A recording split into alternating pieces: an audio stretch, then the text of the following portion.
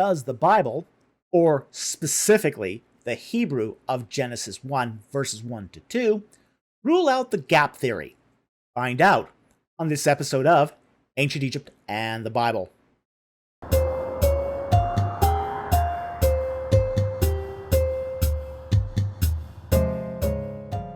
The gap theory was a very popular theory of origins in the early 19th century.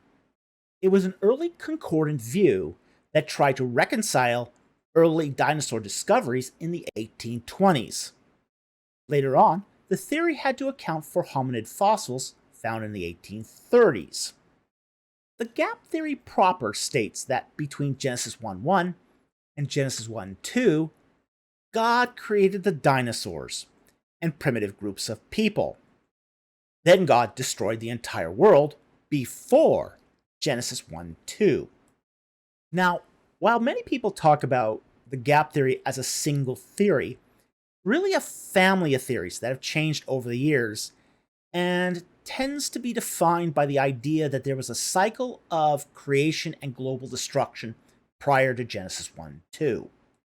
Gap theory proponents often deny the theory of evolution and hold to a kind of special creation.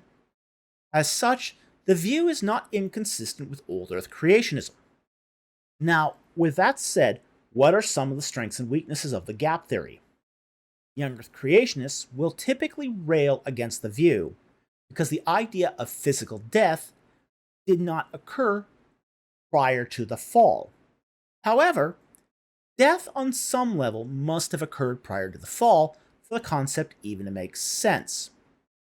See our video on death in the Garden of Eden in the card above.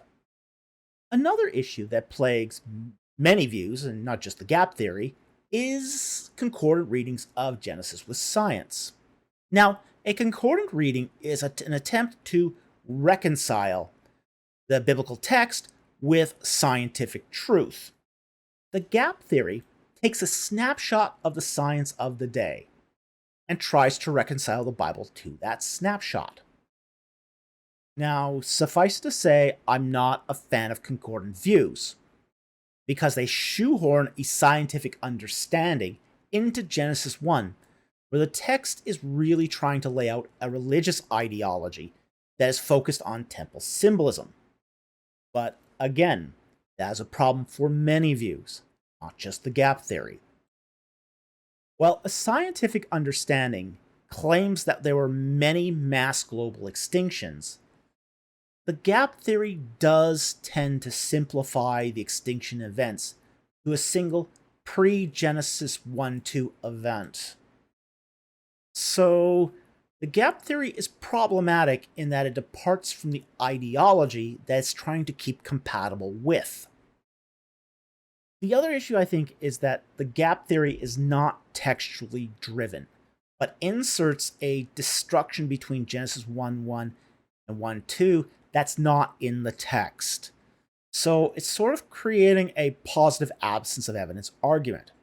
That is, the text doesn't argue against it, so it must have happened that way. The problem here is that while you could make a case for a presumptive view of Earth, particularly if one takes Genesis 1:1 as a synopsis, see the card above, there doesn't seem to be any textual warrant at all for the gap theory. So, while the Hebrew of Genesis 1:1-2 does not explicitly forbid the gap theory, it has little to no basis in Scripture, and this makes it a really poor way to exegete a text. I am very uncomfortable with a doctrine or dogma that has such a flimsy basis to hang on. If you're going to make a doctrine or dogma or theory, it's got to have textual warrant. There's no textual warrant here.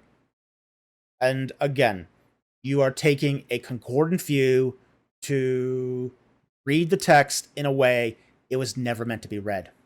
So anyway, that's my thoughts on the gap theory. I hope you found this interesting and I hope you found it helpful. Thank you very much for watching, and I will see you next time on ancient Egypt and the Bible.